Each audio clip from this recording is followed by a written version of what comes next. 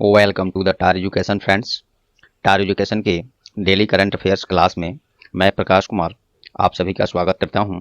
आज है 20 जुलाई 2021। देखेंगे अब तक के सभी महत्वपूर्ण करंट अफेयर्स जो आपके आगामी सभी परीक्षाओं के लिए अति महत्वपूर्ण होंगे। साथ में देखेंगे ज़्यादा से ज़्यादा एक्स्ट्रा फैक्ट्स, MCQ फॉर्म में ये प्रश्न होगा। सभी ऑप्शंस को भी डिस्कस करेंगे। साथ में ये एक्स्ट्रा फैक्ट्स देखेंगे जो आपको औरों से आगे रखेगा। इस क्लास का PDF आप टार एजुकेशन के वेबसाइट से डाउनलोड कर सकते हैं, जिसका लिंक डिस्क्रिप्शन बॉक्स में दिया हुआ है। आप टार एजुकेशन के वेबसाइट पर PDF भी डाउनलोड कर सकते हैं। साथ में यही करंट अफेयर्स टेक्स्ट फॉर्म में पढ़ सकते हैं, कहीं पे शेयर कर सकते हैं और इन सभी लिंक से भी जुड़ जाएं जो आप जहां आपको सभी पुराने नए लिंक्स एक साथ मिलते रहेंगे।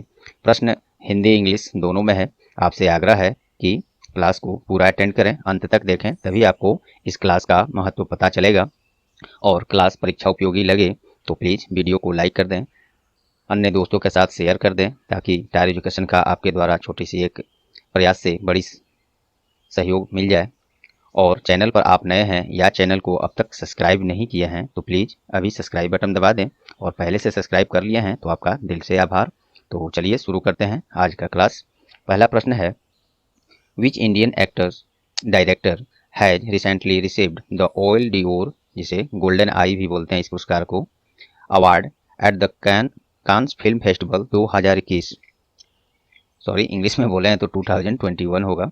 हाल ही में कांस फिल्म फेस्टिवल 2021 में किस भारतीय निर्देशक को ऑयल डिओर, जिसे गोल्डन आई भी बोलते हैं, पुरस्कार किसे प्राप्त हुआ है? तो इसका सही जवाब है पायल कपाड़िया। पायल कपाड़िया को गोल्डन आई या ऑयल डिओर अवार्ड मिला है कांस फिल्म फेस्टिवल 2021 में। यह पुरस्कार के बारे में थोड़ा देख लेते हैं। यह पुरस्कार उनके वृत्तचित्र, जिसे डॉक्यूमेंट्री इंग्लिश में बोलेंगे, और नाइट ऑफ नोइंग नथिंग, ये उनका एक डॉक्यूमेंट्री है, हिंदी में उसको वृत्तचित्र बोलते हैं, और नाइट ऑफ नोइंग नथिंग के लिए प्रदान किया गया है। और कांस फिल्म फेस्टिवल का यह 74वां संस्करण है, जिसका आयोजन फ्रांस में ही किया गया है। और इसके बारे में और देखिए, इसमें और भी पुरस्कार होते हैं, वो किसे किसे मिला है वो सब देखिए। पाल्मे डियोर अवार्ड ये टाइटन को मिला है। बेस्ट डायरेक्टर लियोस क्राक्स फॉर, इनका जो है एक फिल्म है एनीटे, उसी के लिए इनको मिला है। हालांकि ये सभी पूछा जा भी सकता है, बहुत कम ही चांस है, लेकिन इसमें जब ये भारतीय को एक मिला है तो ये तो 100% ये पूछा जा सकता है। और देखिए, बेस्ट डायरेक्टर हो गया, best actor Caleb Landry Jones, इनके एक फिल्म है नित्राम, उसी के लिए उनको मिला है। और बेस्ट एक्ट्रेस अर्थात अभिनेत्री की बात करें, सर्वश्रेष्ठ अभिनेत्री कांस फिल्म फेस्टिवल में 2021 में, तो रीनेट रेइन्स, इसको विदेशी नाम को प्रोनाउंसिएट करना थोड़ा सा काफ़ी कठिन ही हो जाता है, तो इनको मिला है, एक फिल्म है इनका वर्स्ट पर्सन द वर्ल्ड, इसके लिए इनको मिला है सर्वश्रेष्ठ अभिनेत्री का पुरस्कार। चलिए बाकी ऑप्शन देख लेते हैं। शेख मुजीबुर रहमान, इनको भी कोई ना कोई पुरस्कार मिला है, न्यूज में रहे हैं या सम्मानित किया गया है। क्या है देखिए, हाल ही में शेख मुजीबुर रहमान के सम्मान में दिल्ली यूनिवर्सिटी जो है उसी में बंगबंधु चेयर स्थापित किया गया है। इनके सम्मान में बंगबंधु चेयर बांग्लादेश मुक्ति संग्राम और बांग्लादेश राजनीतिक संबंधों की 50वीं वर्षगांठ के, चलिए इसको लिखित रूप में हम लोग देख लेते हैं, यहाँ है भी, देखिए, बंगबंधु चेयर बांग्लादेश मुक्ति संग्राम और भारत बांग्लादेश राजनयिक संबंधों की 50वीं वर्षगांठ पर शेख मुजीबुर रहमान के सम्मान में स्थापित किया जा रहा है। ये भारत और बांग्लादेश के संबंध से रिलेटेड है ये। और शेख मुजीबुर रहमान को फादर ऑफ बांग्लादेश भी कहा जाता है, ये भी आप ध्यान रखेंगे। आइए अगला ऑप्शन है पी साईनाथ, इनको हाल ही में फुकुओका ग्रैंड पुरस्कार से सम्मानित किया गया है। पी साईनाथ एक विख्यात पत्रकार हैं, और फुकुओका जापान का एक शहर है एक्चुअली में, और उसी फुकुओका जो ग्रैंड पुरस्कार है प्रत्येक वर्ष एशियाई संस्कृतियों को बढ़ावा देने और के लिए किसी व्यक्ति या संस्था को यही जापान सरकार के द्वारा प्रदान किया जाता है। तो इस बार फुकुओका ग्रैंड पुरस्कार जो है पी साईनाथ को मिला है, और एक पत्रकार हैं, मैंने चर्चा किया भी। RK सभरवाल, इनको हाल ही में मंगोलिया का एक सर्वोच्च सम्मान है, क्या है देखिए, यहाँ पे मैं लाया हूँ, मंगोलिया का एक सर्वोच्च सम्मान है ये the order of polar star, उसी से इनको सम्मानित किया गया है। आर के सभरवाल को। आर के सभरवाल जो हैं इंजीनियर्स इंडिया लिमिटेड के अध्यक्ष और प्रबंध निदेशक हैं। इंग्लिश में बोले तो चेयरमैन एंड मैनेजिंग डायरेक्टर हैं। मंगोलिया में पहली तेल रिफाइनरी लगाने में आर के सभरवाल, जिनको ये पुरस्कार मिला है, इनका जो है योगदान के लिए यह पुरस्कार दिया गया है। और यह पुरस्कार, और इसी के साथ एक और फैक्ट है, साथ ही प्रोफेसर शशि बाला, इनको भी भारत और मंगोलिया के बीच सांस्कृतिक संबंधों को बढ़ावा देने के लिए ये पुरस्कार the order of polar star से सम्मानित किया गया है। तो ये 2 प्रश्न इसमें हो गया। मंगोलिया का सर्वोच्च पुरस्कार जो कि the order of polar star है, इससे प्रोफेसर शशि बाला को और आर के सभरवाल, इन दोनों को सम्मानित किया गया है।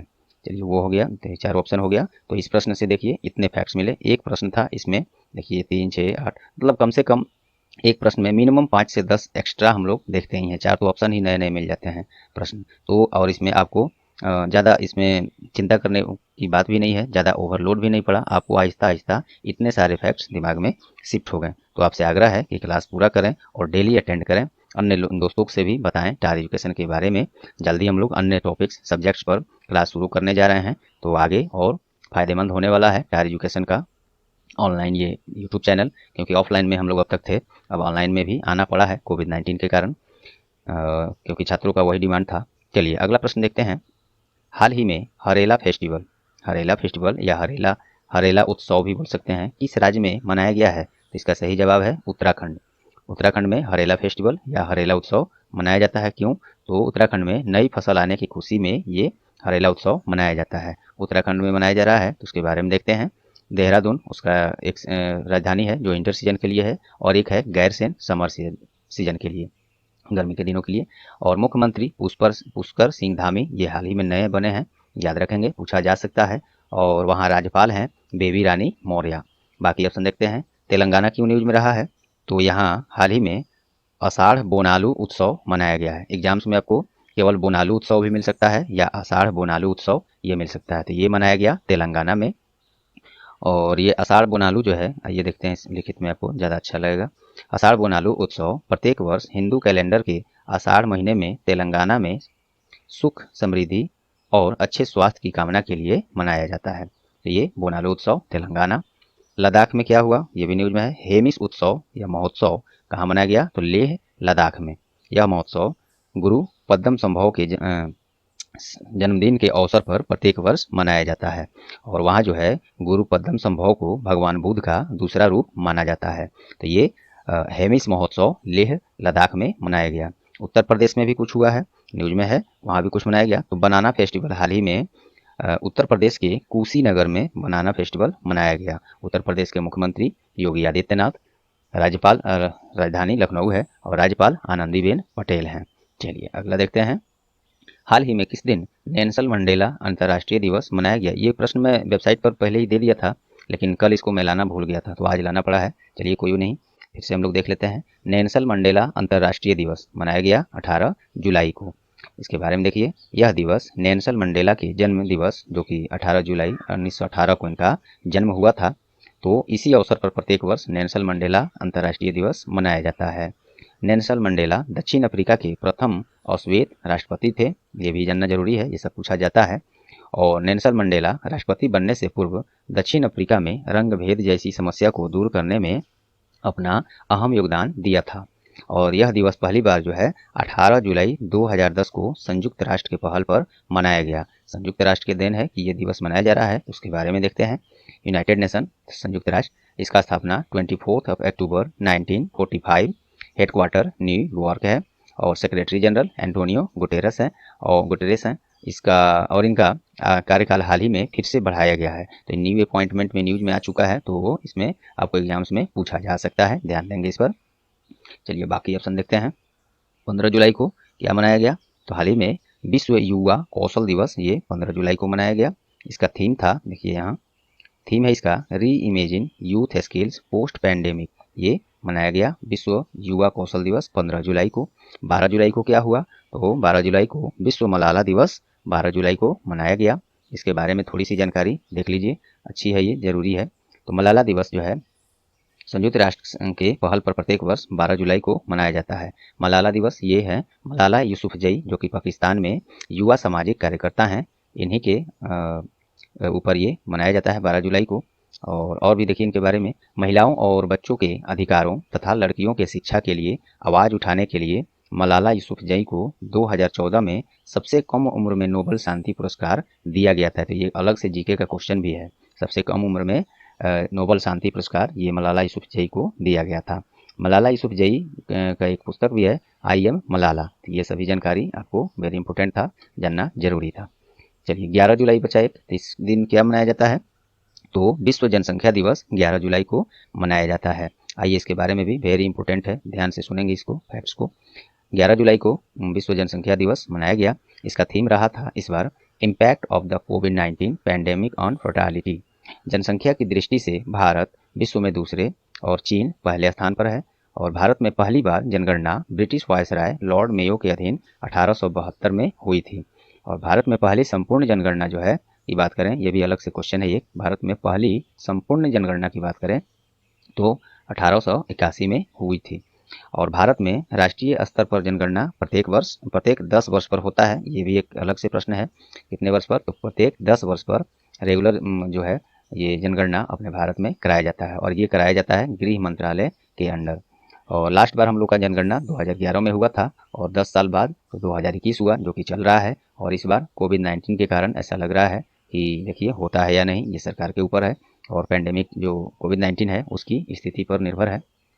तो 2011 तक 15 बार रेगुलर जो है ये जनगणना हम लोग के देश में कराया जा चुका है। कुछ और फैक्ट है, 2011 का जो लास्ट हम लोग का जनगणना हुआ है उस पर आधारित ये फैक्ट है, पूछा जाता है।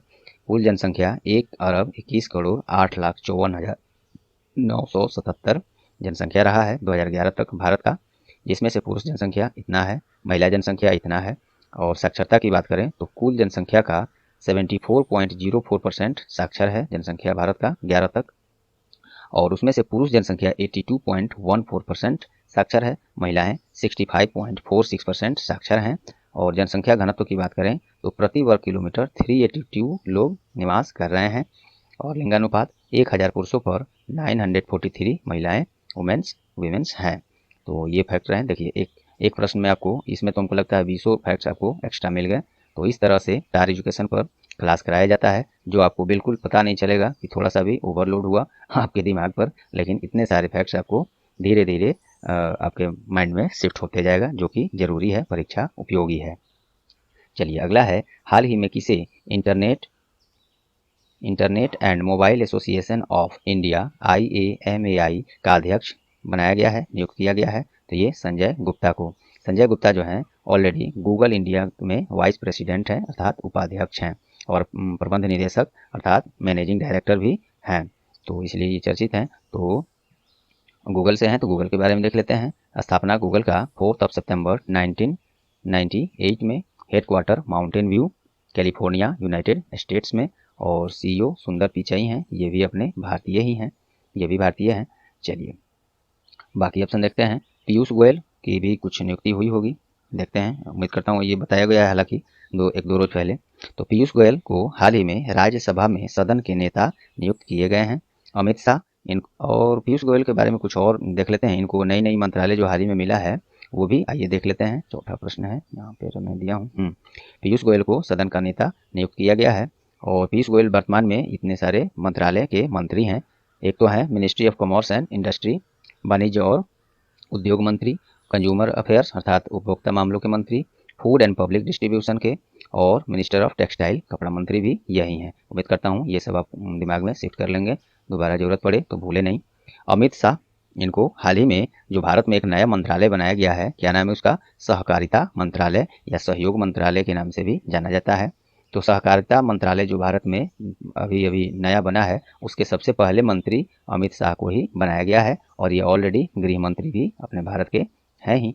शेर बहादुर देउबा, ये कौन है? तो ये हाल ही में नेपाल के नए प्रधानमंत्री के रूप में नियुक्त किए गए हैं। नेपाल की राजधानी काठमांडू, प्रधानमंत्री शेर बहादुर देउबा यही हैं, और प्रेसिडेंट वहाँ राष्ट्रपति विद्यादेवी भंडारी हैं।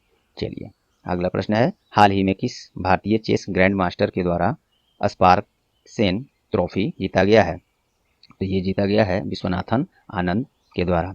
चेस ग्रैंड मास्टर हैं, जाने माने अंतर्राष्ट्रीय स्तर के, ये सबसे बड़े हैं भारत के चेस ग्रैंड मास्टर की बात करें तो इन्होंने जीता है स्पार्क सेन ट्रॉफी विश्वनाथन आनंद ने। स्पार्क्सन ट्रॉफी का आयोजन जर्मनी के डॉर्टमुंड में किया गया था और विश्वनाथन आनंद रूस के एक खिलाड़ी हैं। रूस के व्लादिमीर करामनिक को हराकर यह ट्रॉफी जीता है उन्होंने। बाकी ऑप्शन देखते हैं।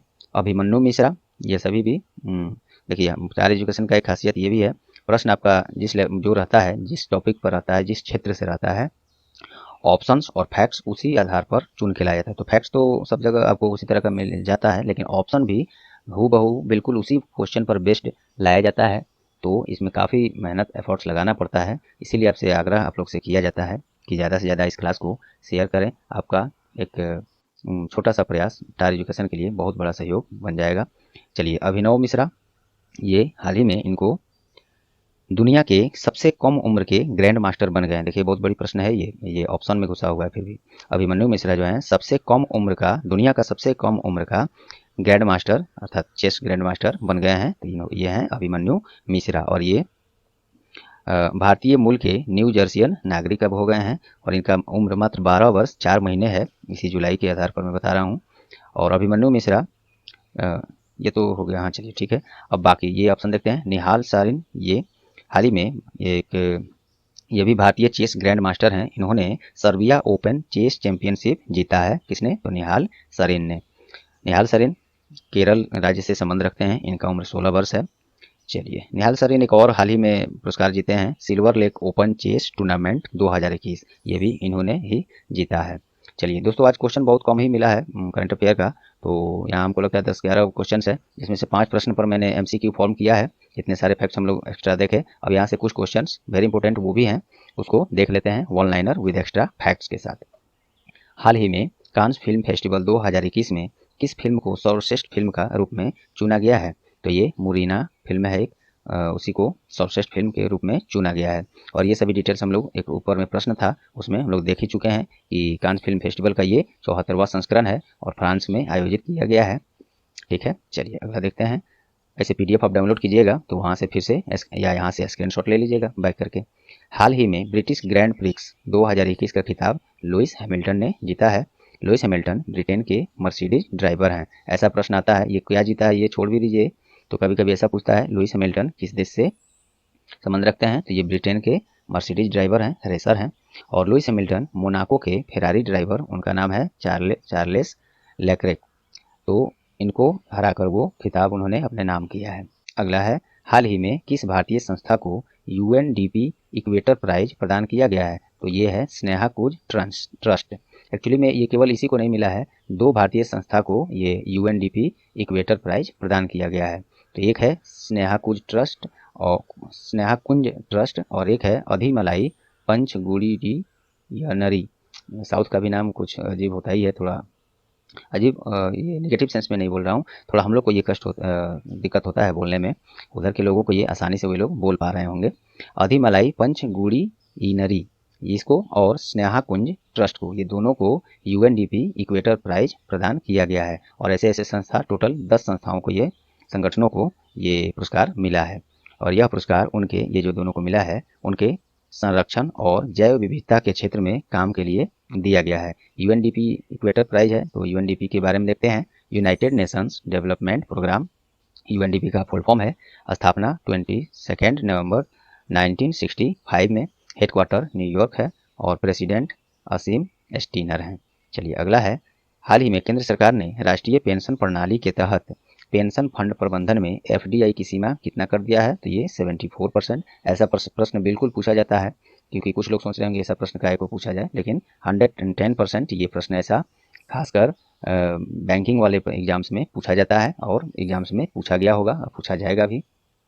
तो पेंशन प्रणाली में, राष्ट्रीय पेंशन प्रणाली में FDI की सीमा ये 74% कर दिया गया है। FDI का मतलब होता है फॉरेन डायरेक्ट इन्वेस्टमेंट।